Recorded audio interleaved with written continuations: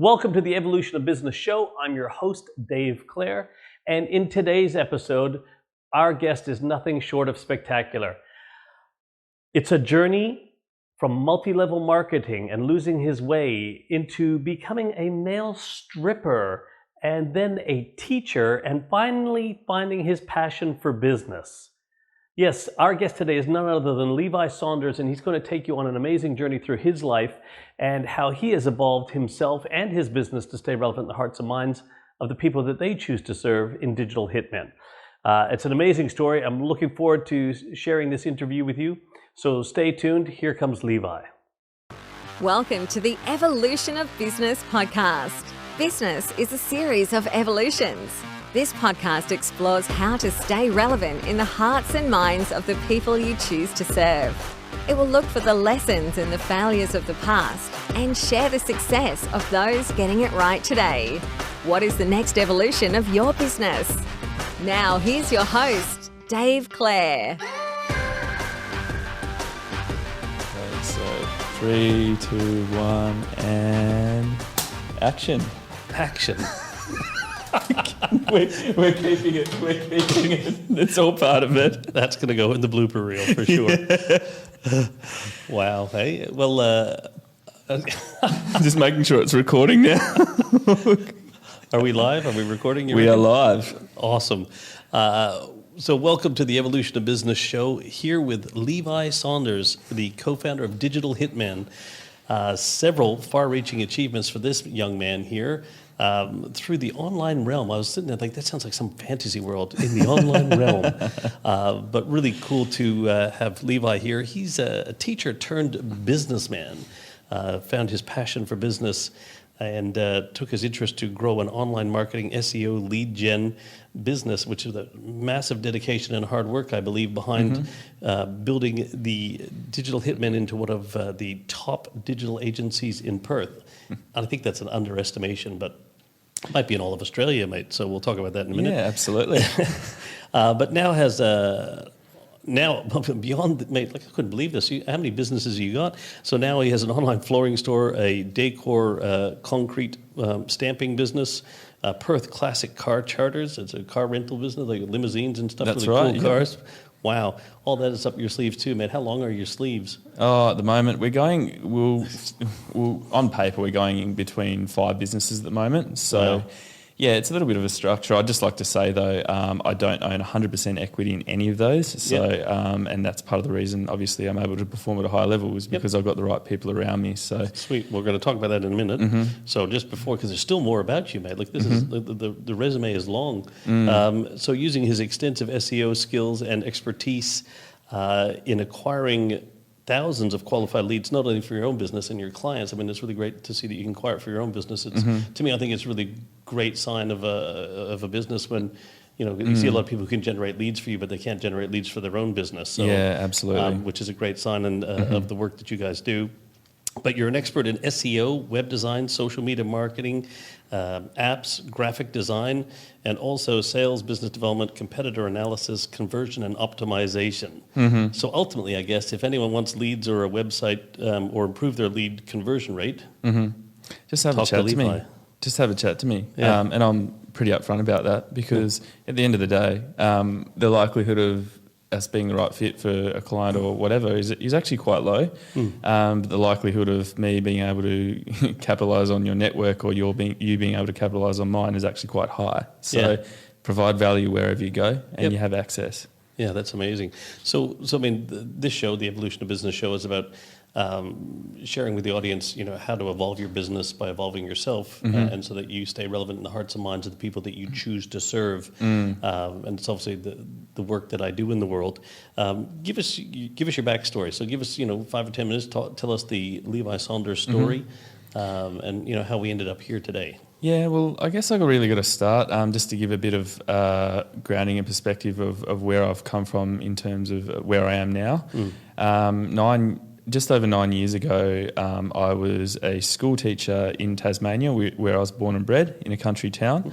And I guess everyone around me there was kind of Well, they were happy within themselves. At the school I was teaching at, we're all quite a similar age, early 20s. At the time, they were getting married and having kids and doing all those wonderful things, and I didn't really want a bar of that. And back then for me, moving to Western Australia, I don't know if you call it a country town mindset or what it was, but moving to Western Australia, fighting my way into the Australian mining industry and getting a job driving a dump truck was the equivalent of millions of dollars a year. Wow, you get to work 2 weeks and then you get a whole one off. In 10 years I'm going to be able to afford to have an old Mustang and have a house on the coast of Western Australia, and who knows, maybe I'll have a girlfriend. So I came over here and I did everything. Like I've never met anyone that's done as many diverse career options as what I have. I started in hospitality over here. I was never really good at serving people in that way.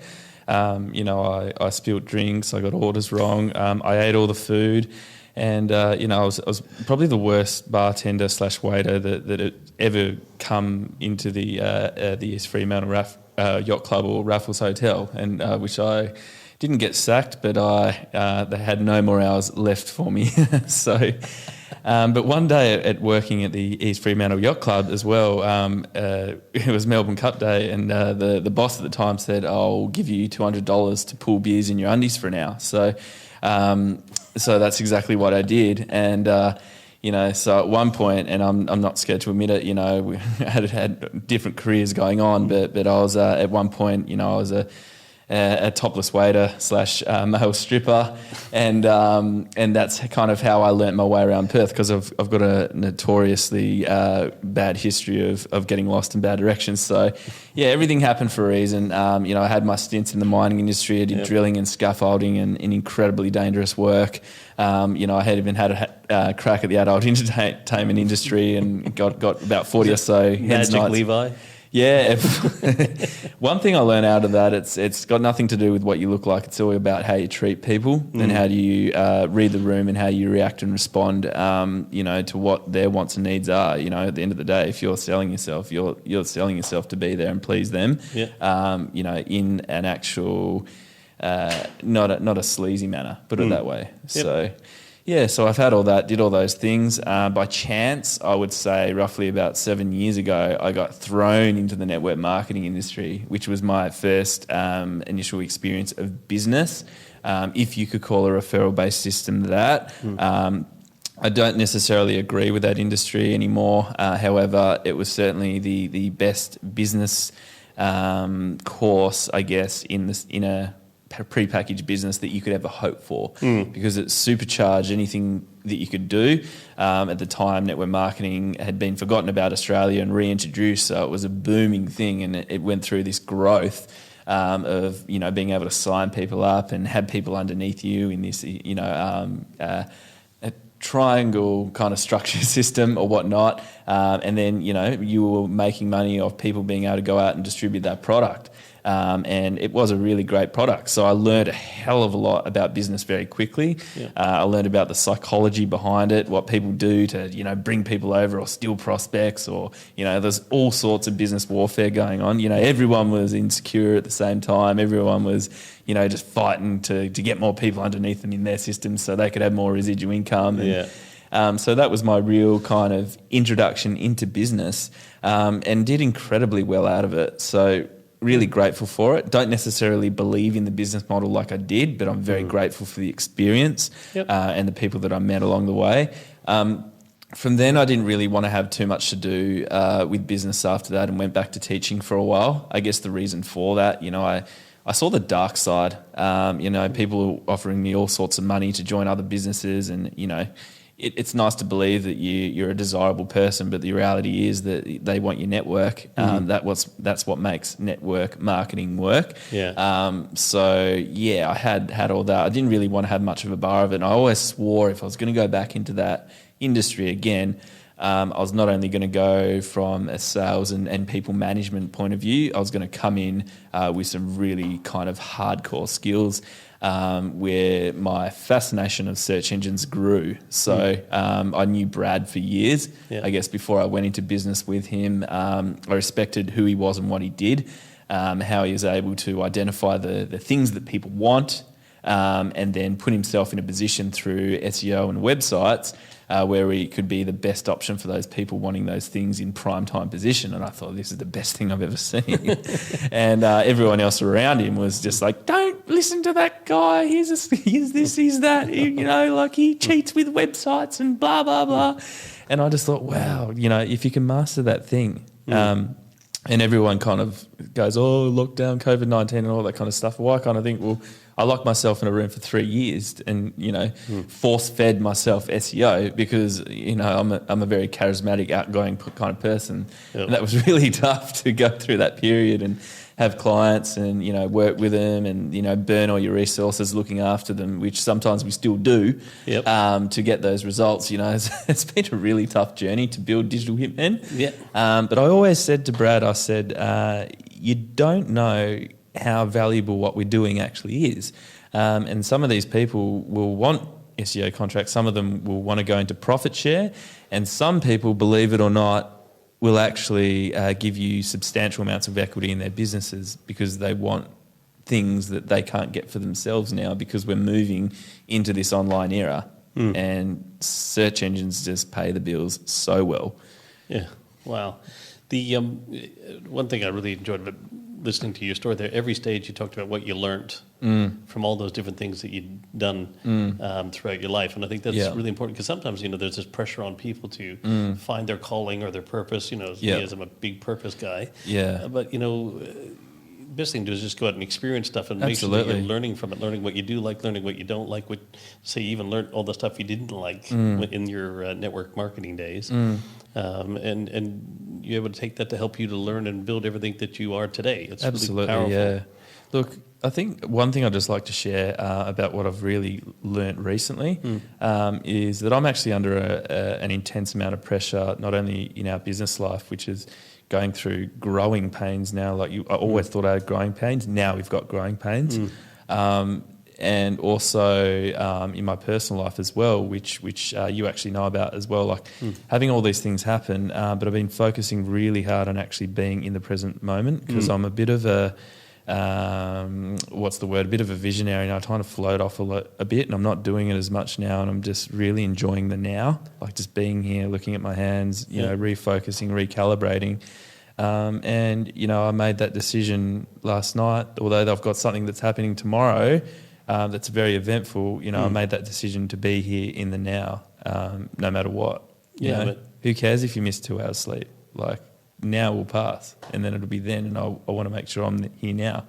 Yeah, I mean, and that's it's really important when you think about that from a business context. Because it's so, as a human being, it's so powerful just to be at the moment. Because I'm really vulnerable right now. Yeah, I love it. Yeah, which isn't that powerful? It's just and vulnerable being an open wound. So it's you're sharing your open wound with the world in terms I'm being really vulnerable at the moment. So and there's a lot of talk about vulnerability and authenticity and leadership right now. So how do you think that helps you from a leadership point of view, this sense of vulnerability that you're feeling right now? Oh, look, I could probably say I'm a very honest person, and I'll say particularly over the last year, I've gone through quantum leaps of personal growth which have needed to occur to get to the next level because you butt your head against the wall until you move forward, or you don't, and you stay there and make it work within that parameter.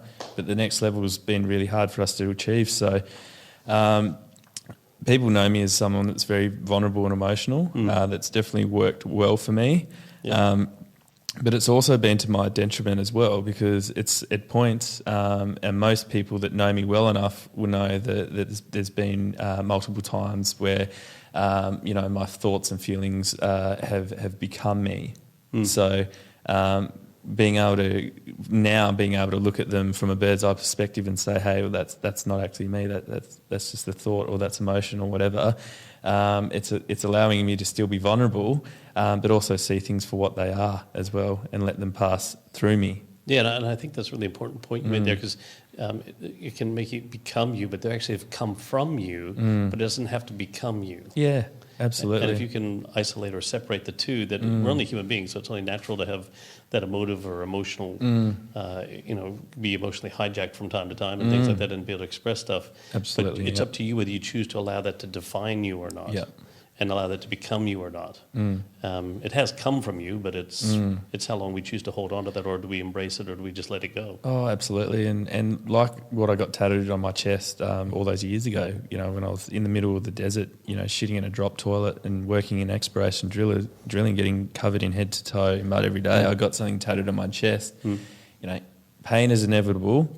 Suffering is optional. Right. And let me tell you, you go out there and they go there to break you. Grown men crying on their first day. I slept under the stars for 5 days, when I was there. And I was like, I don't want to be here. This is not me. But at the same time, what a powerful place to know where I don't want to be and push through and know that no matter what I do from here, it's never going to be as tough as what I'm experiencing right now. Yeah, absolutely. And how did that tattoo work out when you were a topless dancer? Oh, yeah, look, the girls loved it.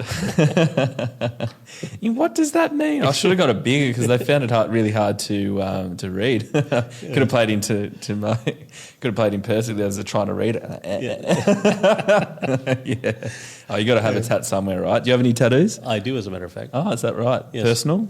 No, it's one. It's right here. It's a sun on my back of my neck. My wife and I both have suns tattooed on the back of our necks because we always want to have the sun shining on our backs. Oh, I love that. Yeah. I love that. Yeah, it's part of the reason we moved back to Australia. Well, my wife had never been to Australia before, but the reason we moved down here was to chase the endless summer. Yeah.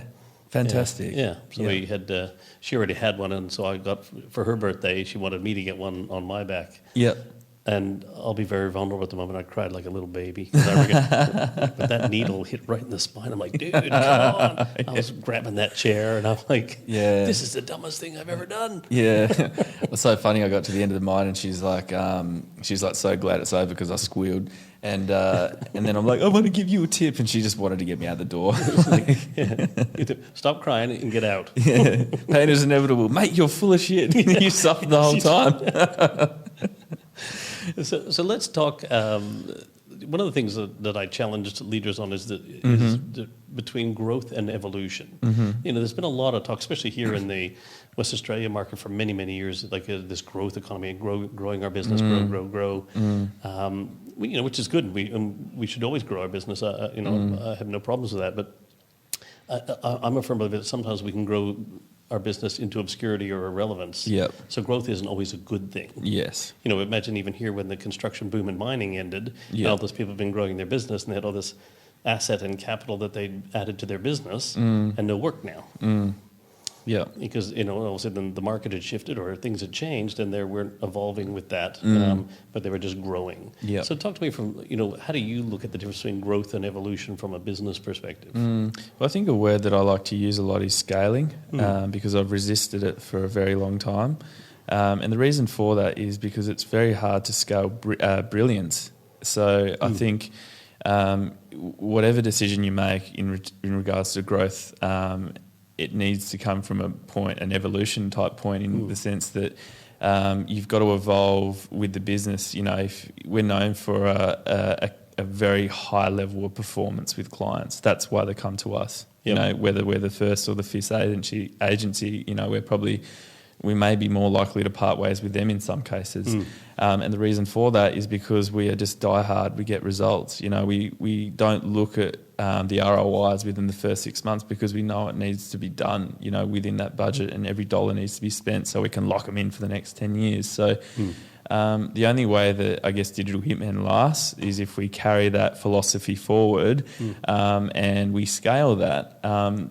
And the beautiful thing that I guess that's happening is for me, it's letting go of my ego and understanding that there's people within my business now that are better than me at what they do. There's Brad, for example, and Adam's a real stickler for detail and very efficient. The developers, I could never do code myself. I've got all these people around me, and it's not about me removing myself from the business, but it's about scaling brilliance. And the next step is we've got fantastic systems and tools in place in terms of project management, time tracking software, and all the accounting and everything between 5 businesses has to be impeccable.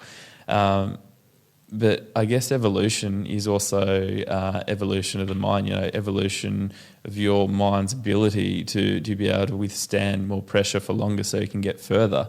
And as a business coach, within the first 5 to 10 years, first of all, you've got to let yourself off the hook if the capital isn't there for yourself straight away. You're not on the big wage or anything else like that.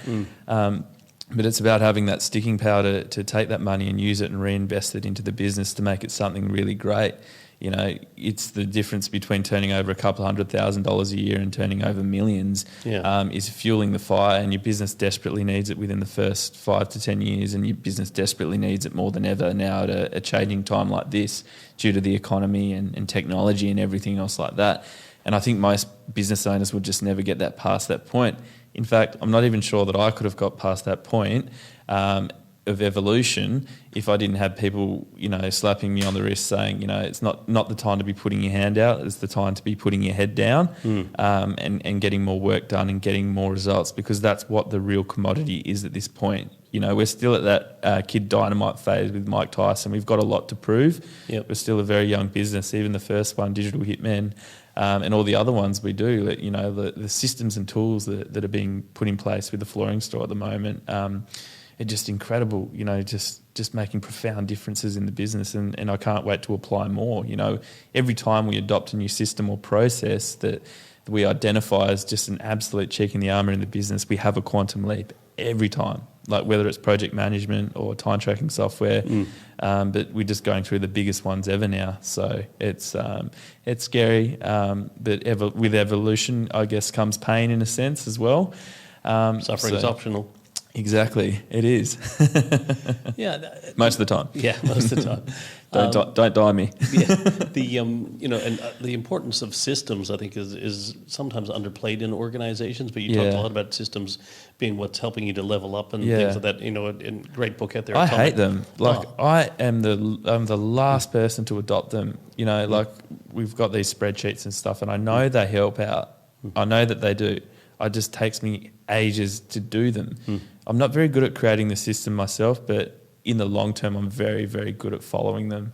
And I'm lucky that, my team and Brad as well will make sure that I'm following the system as well. And if they don't respond to me in the way that I like. So I'm very grateful to have those people that do that for me as well, because my energy can be very nuclear at times. So there's, once again, that's a system of accountability that you have, that everyone has to use that system, even if you don't like it kicking and screaming. But you have to use it. And absolutely. So Atomic Habits, James Clear, his book, love it. A lot of the work that I do is he just articulates some of it so beautifully. But he says you don't rise to the level of your goals; you only fall to the level of your systems. And having systems in an organization. And I really believe that evolution is a system, and there's a systematic approach to building an organization that continually evolves. Absolutely, yeah. And you talked about scale and growing in scale. To me, growing is simply doing more with more, whereas scaling is doing more with less or equal. Yep, exactly. So and then if you layer in a process of evolution through that, it allows you to not only grow or scale in staying relevant in the hearts and minds of the people that you choose to serve, because when the market pivots or something else happens or a disruption, like we've dealt with over the last little while here around the world, if you're in a process of evolution, you're preparing always for something like that. And sometimes personal sacrifice can be the breaking point for most people or whatever, I just want to have a new car, know what I mean? Like that kind of thing. If people can't just sacrifice those things or, not view them as a sacrifice or be, happy with the things that they already have as well. And I would hope that especially the businesses have learned over the past 10 years or so here in Australia, when things started flattening out a little bit prior to all this, that, you have your $1 million homes and your $100,000 Land Cruisers and your boats and your everything. That's wonderful. But sooner or later, your business is the one that has been paying for that. You got to pay back the business. Exactly. Right, and you got to put it back into the business in terms of yourself and or your energy. There's no point going, it's not fair, and what's the government going to do about it? Nobody was complaining when you were taking money out of your business. You know? It's fuel on the fire, and we're geared to get long-term rewards from that. Reinvesting the business in terms of tax and that kind of stuff as well. The end of the day, like we're in a great country. By no means are the rules and regulations in this country perfect, but they're more spot on than most countries, and they're at the end of the day, the country wants you paying good taxes and to keep the business within the country and to tick over and, be able to afford to pay more GST and do all these things. And they do that by, trying to make the system as fair as possible. So I'd love to pay $10 million in taxes. yeah, definitely. I wouldn't have a problem with that. Yeah, definitely. That's a sign of doing a great business. Then that's awesome. Yeah. I just find it all fascinating, because one of the things that you've talked a little about here is obviously is the long game. And I love that, you guys, even the way you do your strategy from an SEO point of view, you're playing the long game with that client, right? And even the way you reinvest in your business, you're playing the long game.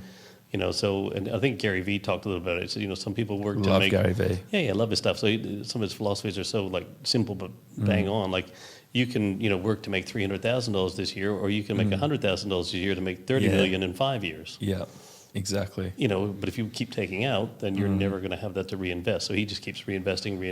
Yeah. And he loves the process. Yeah. He's never going to be there, but at the same time, he just loves what he's doing right now. He loves the shoes that he's wearing, as worn out as they may be. And I just have the utmost respect for him, and I do, because he's coming at a time when people need that.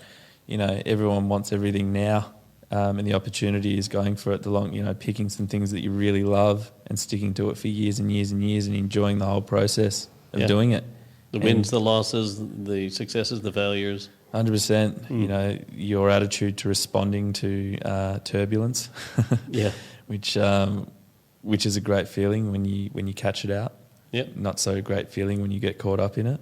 Yeah, no. But once again, I guess it depends on how long do you stay in the turbulence. Yeah, exactly. This is like anything, because even when all this stuff was happening around us in the world, it started, we always had two choices, Levi. One is, victim mindset or victor mindset. So victim mindset says, why is this happening to me? Whereas victor mindset says, why is this happening for me? Yeah, exactly. And it's only human to sometimes get caught up in, oh God, why is this happening? I haven't even catch myself on it. But it was how long I decided to stay in that space that makes the difference. How long do you stay in turbulence, or do you find a way to fly up above the clouds or below the clouds to get out of the turbulence? Exactly. Right? Get to some clean air. I like that analogy. I really like it. Right? So talk to me about what would you say is your biggest evolution as a leader? Evolution as a leader. Yeah. It's last time you leveled up, and this, what was from where you were to who you are today? What was the evolution of you? Well, I think it really applies to. It's funny because it actually applies to search engines in a sense. That's probably what taught me one of my biggest lessons in business. And when you don't know much, you tend to have some really loose, euphoric ideas. Like whether it be at the start of business or whether you're coming off the back of a network marketing business, that's what's bred. It's born and bred. High five, hug your mate type shit. Yeah.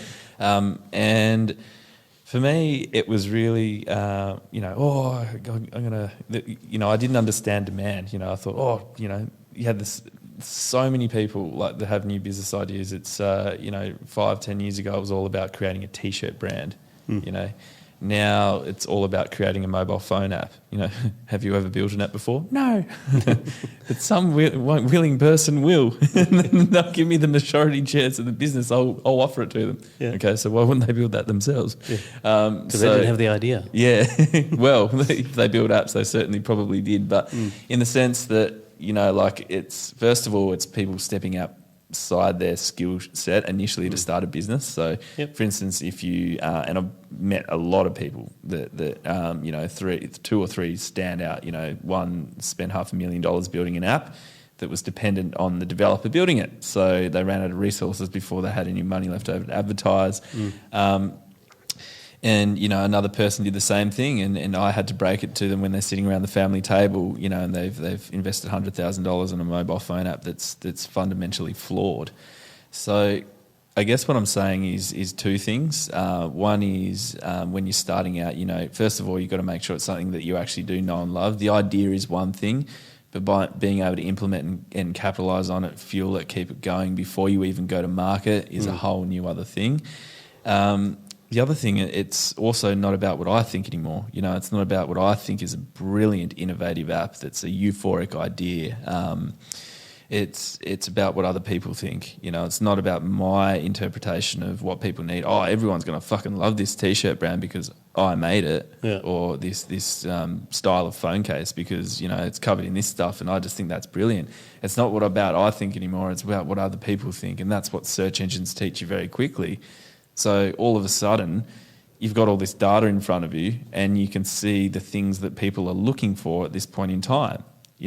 Although you can't tell future trends or business models or inventions that haven't existed yet, when you start to study what people want and what people think, you can not only cater business models towards that, but you can also start to read the play a little bit and think about the things that people may want or think about in the future as well. So that's studying search engine traffic's allowed me to do that, trending industries and actually really just focusing on it, and then you apply it in a personal level. I always think and sometimes worry about how people are feeling, because if people around me aren't feeling great, then I would hope that they would tell me, because I'd want to be that type of leader that people feel comfortable enough to say, Levi, I feel like shit, because I tell everyone when I feel like shit.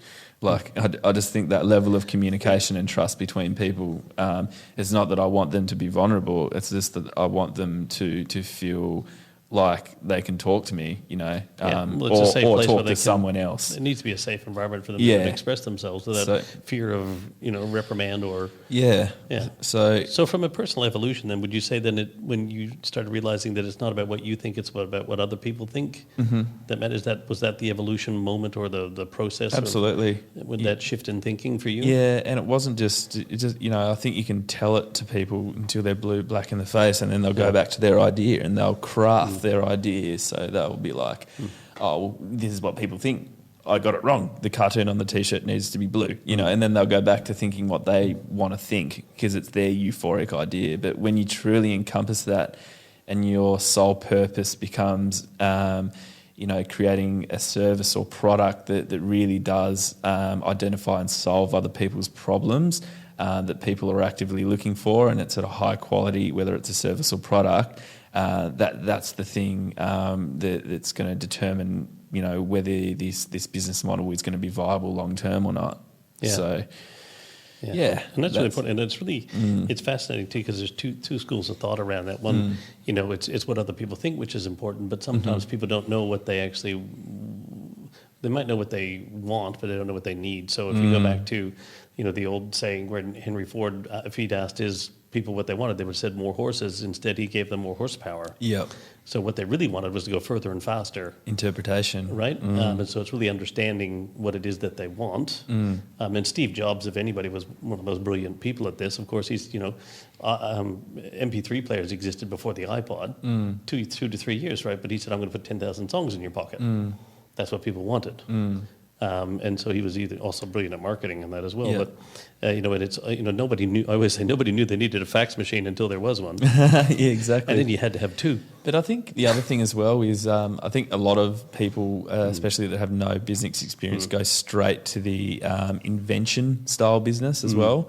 I think then what I like to call is the stepping stone business model, where it's, finding a needed local service-based business, no matter what it was, even if it's, cleaning roof gutters or whatever, and being able to learn how to run a successful business that turns over money that can be automated can be a stepping stone to not only having the infrastructure and resources to actually follow through with an idea, but to actually have the foundations to grow an idea as well. So, it's like trying to grow a plant with no soil or water or nutrients. So, I find that a lot in startup world. I've done a lot of speaking engagements with startups. And I always find they're always trying to start up a business rather than actually start up solving a problem. And then that's why they're needing to get seed capital straight away, because they're trying to get money to build a business rather than actually solve a problem, go do some grassroots work with somebody, solve a problem, get paid to do that, do some more proof of market, proof of concept. And then, of course, as you start doing that, then you need to organize stuff, other resources. Therefore, you need an organization of those resources. Therefore, you need a business. Then you should be seeking possible other capital or whatever at that stage. Yeah, exactly. You know? Well, that's another dangerous thing as well. People getting access to capital too early. Yeah, absolutely. And then and you wonder why so many startups don't make it, because they're once again, I'm not a venture capitalist, so I'm not one to speak, but I look at it and go, well, hang on, too many people are trying to start up a business rather than trying to start up the solution to a problem. Yes, Because that's what the startup should be. I agree. Yeah. So from your evolution as a leader, then what's been for Digital Hitmen, for example? What do you think has been how long you guys had Digital Hitmen now? I think we must be in our 5th year of trading, Okay. going hard for certainly 3 years of that. Okay, so let's go back 3 years. Is the business that you guys had 3 to 5 years ago the same business that it is today? No. Right. And in the next 3 to 5 years, will Digital Hitman be the same business that it is today? It'll be drastically different. Right, because business is a series of evolutions. So when you think about the evolution journey of Digital Hitman, what was your biggest evolution to date From a personal level or as a business? for the business? I'm trying to think. Systems and tools was probably. It's not glamorous, but No. I live by saying. I do now. I live by saying. There's a lot of. First of all, there is a lot of magic in the mundane, and sometimes you got to learn to live with that. Yep. Fundamentals aren't fun; they're just demental. Yeah. And there's a lot of truth to it. There's a lot of magic. There's something very therapeutic about identifying the things that are going to make a website rank really well, and then making sure that these things get ticked off, and making sure when we do those things we do them better and throw more resources at them than anyone else. So it was about identifying that philosophy all the way through with our clients. The last 3 years, it's not about getting a blog post written up and putting it in for the sake of it. It's about breaking the whole process up and doing it really systematically and really quickly. So it all starts with the topic itself. So the whole blog or whatever it is that we're doing, or a page of content, or sourcing backlinks or whatever it is. If the reason behind it is flawed, so if there's no value in that piece of content, it's literally just there, talking about something that people really don't need to hear or not looking for or not really interested in. So it's about providing value. So, for instance, we own a couple of tow truck websites. Yep.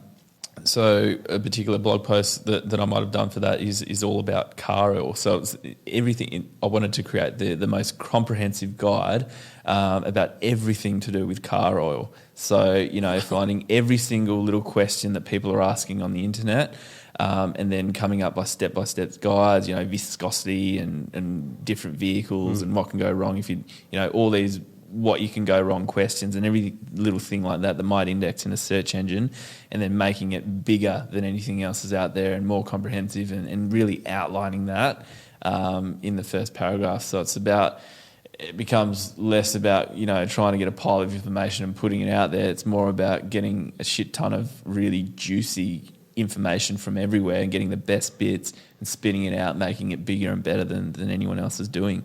And then just sitting and waiting for a long time. Ding, ding, ding. Like, people wouldn't think about, if you're a tow truck website, why the heck are you writing all this stuff about car oil or engine oil? Well, first of all, because none of the competitors would be kind of know what's going on.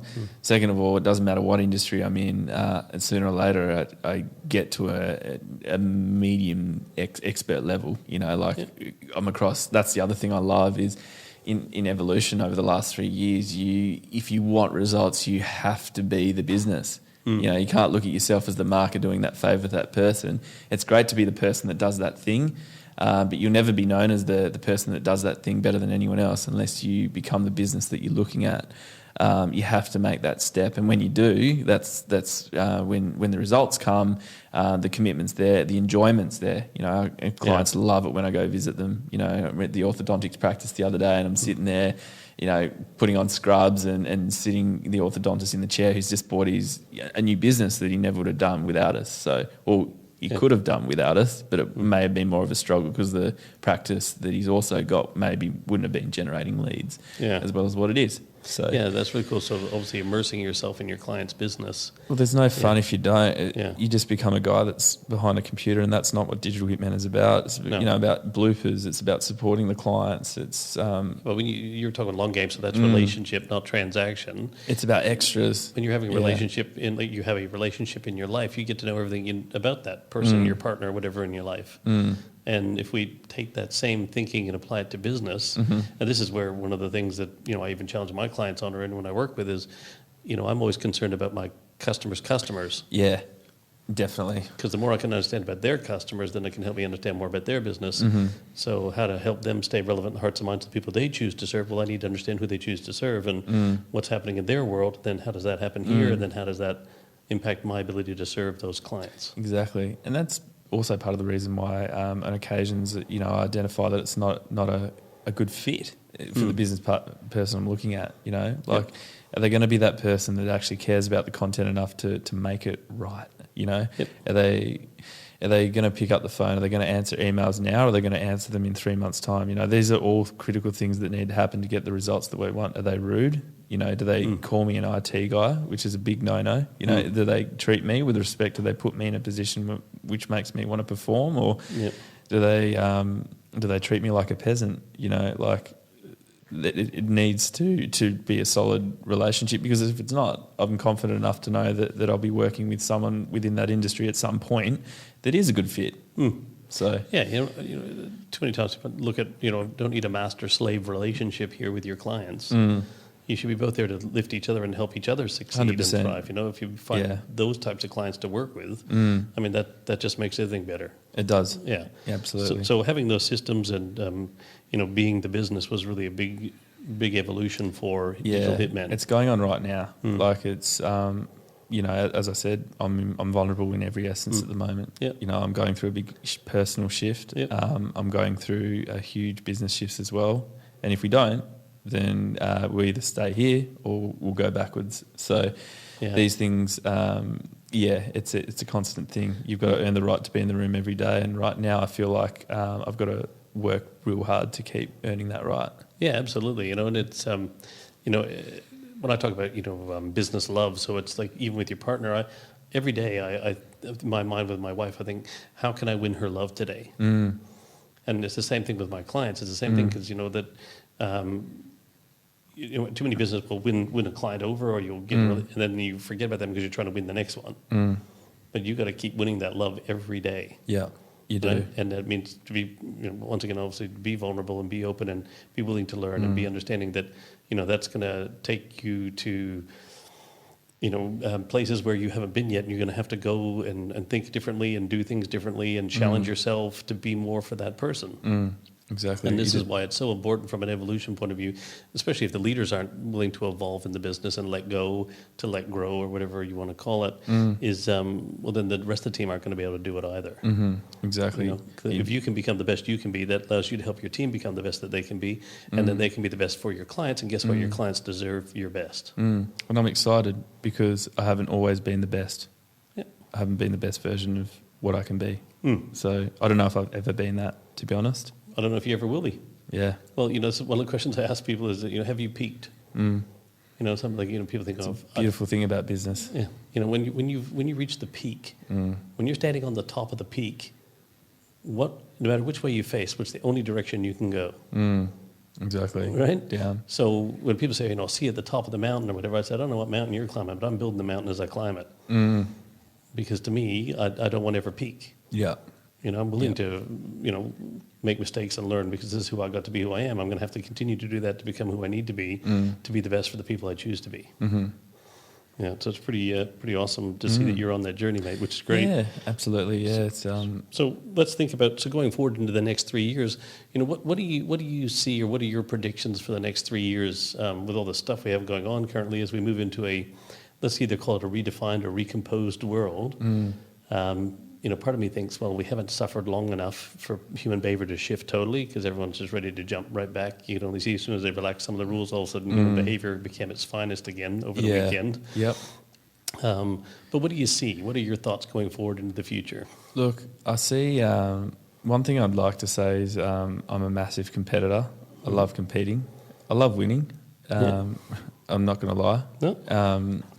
So I see high levels of competition for things. Like in terms of people wanting to get out of the rat race.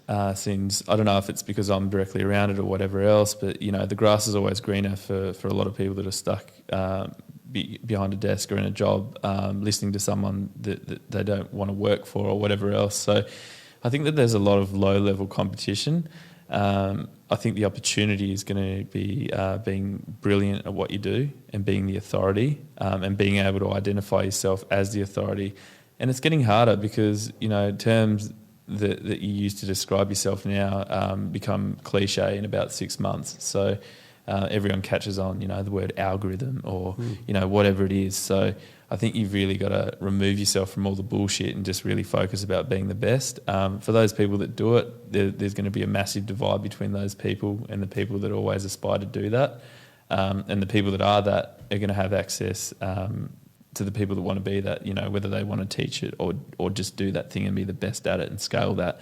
So I just believe the opportunity is in long term because everyone's thinking short term at the moment. And I think that's going to continue on. When there's adversity and crisis, people change their opinion and ideas very quickly and try and make a quick buck as well. And then there's people that identify, what the overall problem actually is and work towards something that's going to take a hell of a long time, a lot of, resources, a lot of heartache, blood, sweat and tears and time. So, yeah, I can't predict the future, and I think that's a really exciting thing. I think technologies is going to continue to evolve. I think, certain job roles are already getting cut at the moment as well. But where there's change, there's just so much opportunity. Like, I just don't think there's been a better time to be alive. Like, there's so much opportunity right now. You could go in any direction. You could literally, walk out the door here, look at a Facebook ad for selling products on Amazon, and all you need to do is dedicate yourself to that for the next 2 years, and you'd be if you gave it a red hot crack, reinvested, listened, did another course, became the authority. You could build your course yourself. You could be making millions selling those products. You know what I mean? Like, it's limitless. You can be in any country. I heard about another girl the other day that I think she moved here from Thailand, and apparently in Thailand there's just an abundance of people that really want to understand English, in particular Australian English, and all of a sudden she went from zero to living with a partner over here and not earning her money. I think he was an insurance broker, to well overdoing his income, 30,000 plus a month, Wow. teaching people online in Thailand how to speak English so they can pack their bags and move over here. Wow. Majority of those people may never do that, but if Well, they if can't the price, right now. can't rate. Right? Okay. I've got a drum button there somewhere. I don't know which one it is though. Levi will be here all week, folks. There's a really try the frustrating meal and tip your waitress. There's a really frustrating button when you press it. You've got to wait for the song to end, and it takes like 30 seconds. So you just be sitting there with your guest, and it's really awkward. Yeah. So I agree with you, and I think one of the things I've challenged people on is, I think going forward, you should just do what you do best and outsource the rest. Yeah, I agree with that. Because even going forward as organizations, I've never really understood why an organization that has its full-on accounting department or its HR department, it has all these, when it doesn't do accounting or HR. Yeah. Like for the stuff and the resources you need, there's so much talent out there that focus on what it is you do best. 100%. I couldn't agree more. Or whether you need the whole HR department or the whole accounting. You might need an HR person or whatever who does the liaison or whatever. But I would challenge organizations to start really focusing on what you do best and outsource the rest, and go hardcore and all in on that thing that it is that you do best. Yeah, I agree. And I think, what do you become world famous for in that sense? Because anytime you put resources to anything else, you start to dilute that thing that you're the best at. Mm-hmm. Exactly. No, you're absolutely right. And that to me is part of the whole evolution process. Sometimes evolution isn't increasing your capacities, it's releasing some things that you're not good at. Yeah. And it's actually simplifying things, right? Mm-hmm. So, I think that's really Powerful, and I agree with you. It's still going to be long-term thinking because there's too many people right now still thinking short-term. 100%. It's where the opportunity is. It's long-term. Yeah. Well, it's where it'll always be. Yeah. So predictability is out the window, right? We used to have predictable 10 years of this, 10 years of that. Now predictability is out the window, and we're in what our generation's most uncertain of times. But this should be the best of times because there's no opportunity in predictability. But as you've already said, there's plenty of opportunity in uncertainty because nobody has a clue of what should be done or how it should be done or anything like that. Yeah. So the ones who go out there and listen and discover and things like that, and find out where the need or the gap in the market and the market in the gap is, and go all in on that. And are prepared for a long-term journey to do it, they're the ones who are going to win. And then also the ones that, can identify when it's not viable anymore. And Correct. It's But that's when you can, that's part of your evolution process, and how do you stay relevant? Because they're always listening, learning, searching to be able to move with the market. Because why you do what you do, I firmly believe, won't shift, but how and what you do can and will change all the time. dramatically. Right? So, what the service, even the SEO services and stuff and the algorithms and all this, whatever fancy words you guys have in your industry, what people want or how people want it or how those things are provided can and will change going forward into the future. Exciting. Yeah. How exciting is that? It's amazing. Yeah. So More efficient, hopefully. Yeah. Right. Well, Depending on who's behind it. yes. Well, if it's Digital Hitman, it will be. But actually, I'll just quickly qualify on that you'd be more effective. I'm all about effective first, efficient second. Yep. Yep. Everyone's striving for more efficiencies, which is making sure we're doing everything right, but you could be working on all the wrong things, Exactly. which is why people grow and they're very efficient, but then they run out of business because they become ineffective or in value, or sorry, no value to people. Very, very true. All right, mate, so we're getting towards the end. So one of the fun parts I like to do at the very end of this podcast is I have a random set of 31 questions. And you can ask why there's 31 if you want, but there's 31 to choose from, and you get to pick a number between 1 and 31, and we're going to ask that question, but the only thing is you must answer it. Okay, 7. 7. Oh, okay, that's a nice, lovely question. So question 7 is, what is the most unexpected thing someone did for you? The most unexpected thing. Any time in life. That is a really tough question. It's all right, take a moment to reflect on it. Yeah. We'll just play some elevator music while you think. The most unexpected thing that someone's ever done to me.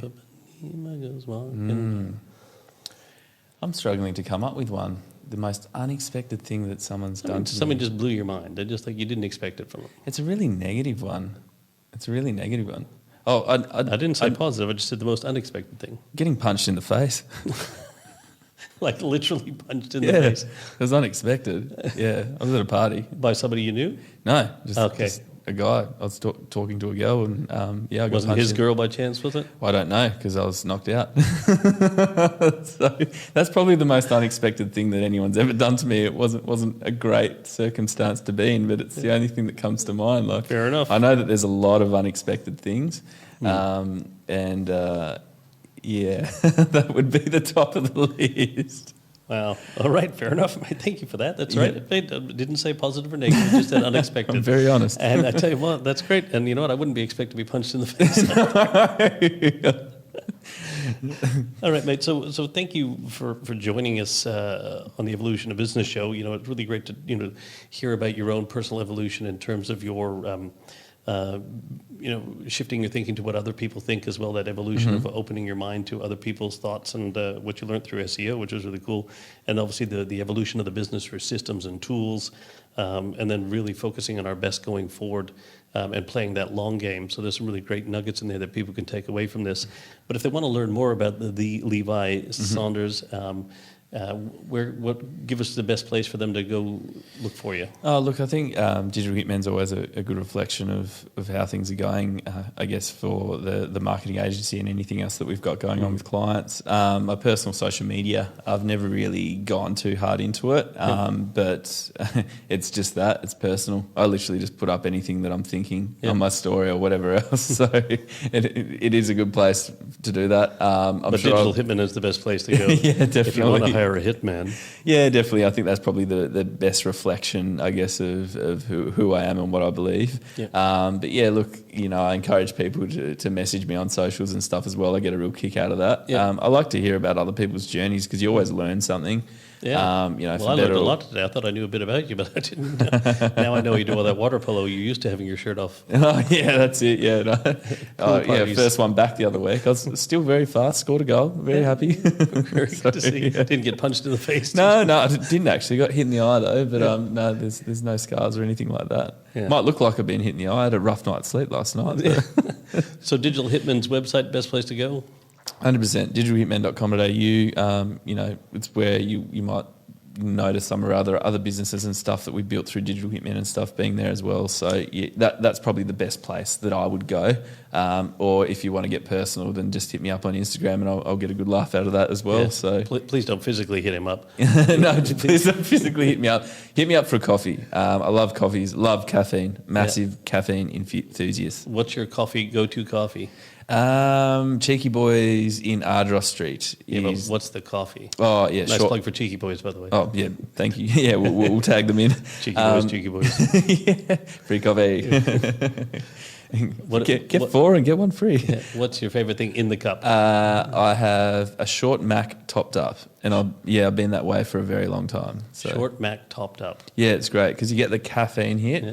A little bit of milk in there, still tastes like a coffee. You can get it down really quickly, go back to work, do what you need to do, and it gets presented to you in a little cup as well. So it's always a bit of a good talking point as well. It looks cute. Yeah, it really does. All right. Well, thank you so much, Levi, for joining us on the Evolution of Business show, mate. And thank you for being vulnerable and sharing that your life story and that with us. And mate, anybody wants SEO or web design, Anyone wants a chat. lead conversion, or just a chat over a good short Mac topped up at Cheeky Boys in In Ardross Street. Ardross Street. Yeah, in Applecross. If In I got it Applecross. right, which I probably didn't. Yeah, okay. So, But all anyway, good. he'll- It's a he'll- made-up place. He'll meet you there. Yeah.